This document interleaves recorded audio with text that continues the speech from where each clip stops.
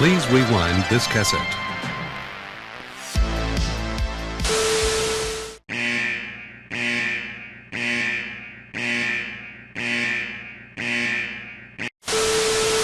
Oh my god, spoilers! Let me spoil the spoiler for you. And then you can be pissed that I spoiled things. Okay, let me get this out of the way. When it comes to spoilers, I'm more of a centrist. I'm a fence sitter. I'm not really pro-spoiler, and I'm not really anti-spoiler. I don't have one direction or the other. If you're somebody who doesn't like things spoiled for you, more power to you. I'm not going to ruin your day. Also, if you're somebody who doesn't give a shit, and you don't really care to find out the details about whatever movie, book, or TV show, whatever it is, that's cool too. I'm here to rant about something very specifically when it comes to spoilers and the way they're treated in modern media and how it's pissing me off. I hate the spoiler culture that we live in. I hate this fetishistic attempt to make spoilers this thing about fan culture and toxicity and everything like that. What I mean is, right? So let's say there's a movie like Old Boy, Fight Club, The Sixth Sense, any movie with a famous plot twist. And let's just say theoretically that somebody hasn't been in the loop and isn't aware of the fact of what happens in said movie or book or whatever. Game of Thrones, right, is a TV show. They don't know about the Red Wedding. So you're watching something with them for the first time, and you don't want to spoil it for them, because part of the joy of watching something with somebody who's never seen it is you're getting to see it through their eyes. It's like you're watching it for the first time, and you're getting to experiencing it, so you're waiting for that moment to happen, and then when it happens, you look over to them and you're like, oh, look, you didn't see that coming now, did you? Understandable, and I wouldn't want to take that away from anybody. 100% that's fine. But we're talking about classic movies here, ones that I would argue hold up on a rewatch value, right? So, I've seen The Godfather 50 times, I've seen Jaws like 30 times. I know what happens in both movies. I know who dies, I know who lives, I know how it resolves. And yet every time I watch it, the movies are as good as the first time I saw them. In fact, I'd say a movie like Jaws just gets better every time I see it.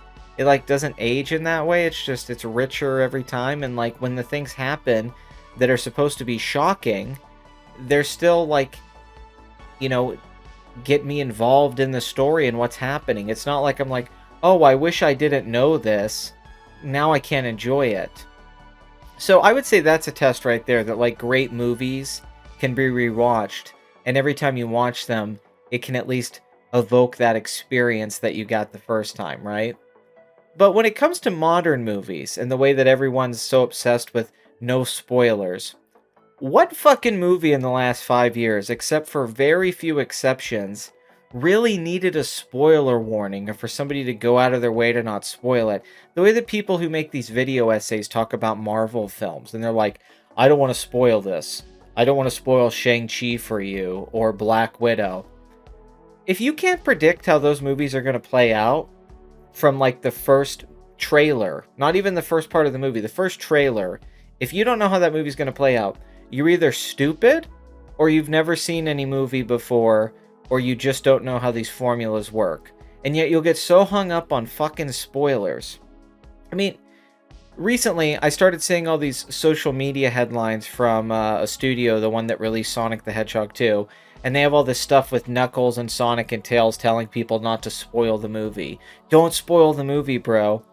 Now, what spoilers are there for Sonic 2 that you couldn't think? Like, I'm going to take some guesses here. I haven't seen Sonic 2. You could tell me if I'm wrong. And I haven't looked up any spoilers. Not one. So maybe this is me just, having to eat crow. I'm going to guess that Sonic wins on some level by the end of the movie. Secondly, I'm going to guess that Knuckles, who is presented as a villain in the trailer, doesn't stay a villain the whole time. In fact, I'm assuming he probably teams up with Sonic at some point to fight Dr. Eggman. Now, like I said, I could be wrong, but I'm just guessing that from the one trailer I saw in the theater, that that's what happens in Sonic 2.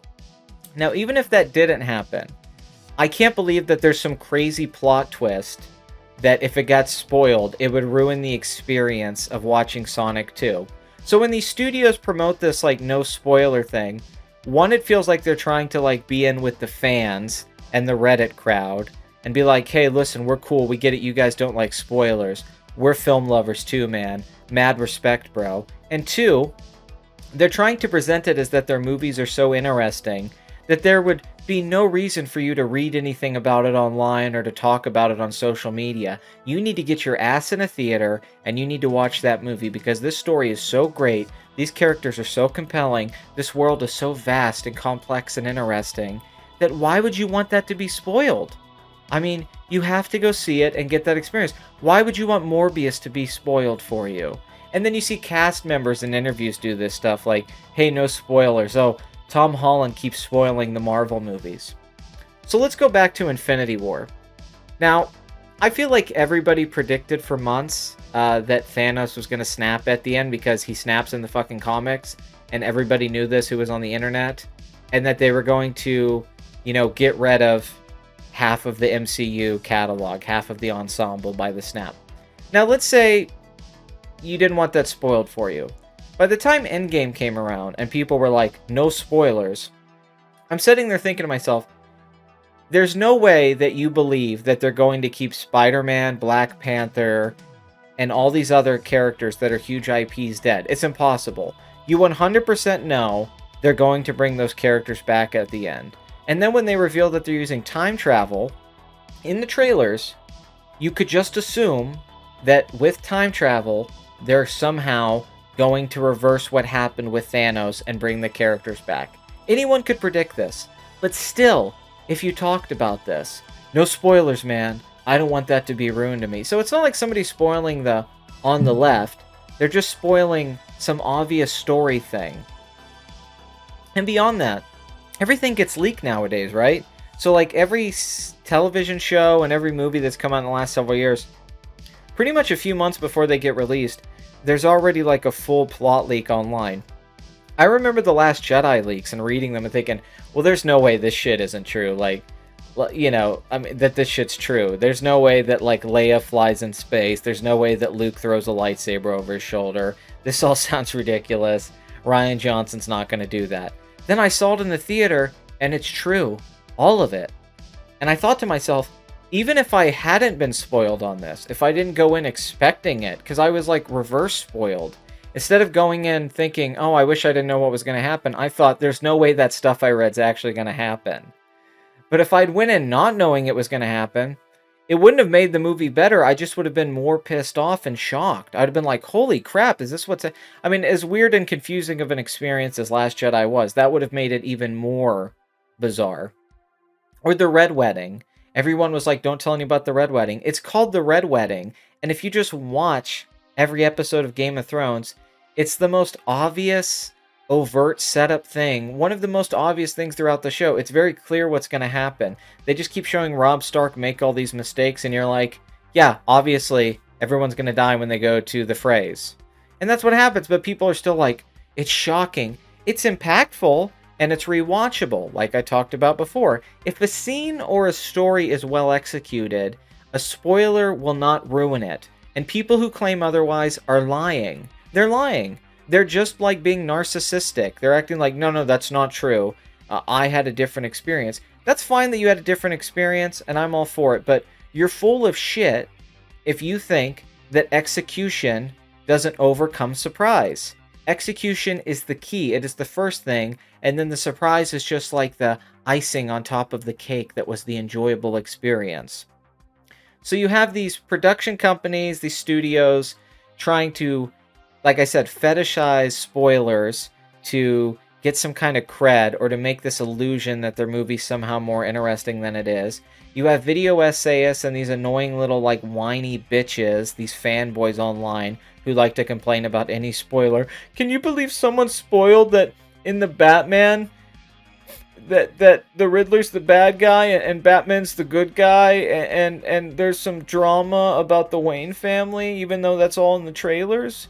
I mean, if you're actually genuinely surprised when you see any modern movie or television show, I feel like you're either like 20 or you've just been ignoring everything that's been going on for the last like 25 years with the internet and everything like that. So I have to reiterate one more time. I'm not anti people who don't want to be spoiled, and I'm fine with that. But part of what's interesting with movies is having a discussion. It's nice to break down scenes and the details or to describe something, right? So if somebody told me about a scene in a movie and they were just telling me about an action scene or something, and somebody was like, and this happens all the time, someone's like, hey, don't spoil that for me. You're just talking about a scene. You're not spoiling the story or what's happening or anything that would change like your overall enjoyment. You're just saying, hey, there's this cool action scene where this happens. Don't spoil it for me, man. Don't spoil it for me. It's childish. It's giving movies this importance that they don't have. It's giving these television shows these importance that they don't have. It's like, you know, things that are truly great can't be spoiled. How do I spoil Twin Peaks: The Return? I don't even think it's possible. I think if I tried to tell somebody what happens in the show, they'd be like, what the fuck are you talking about? Holy fuck.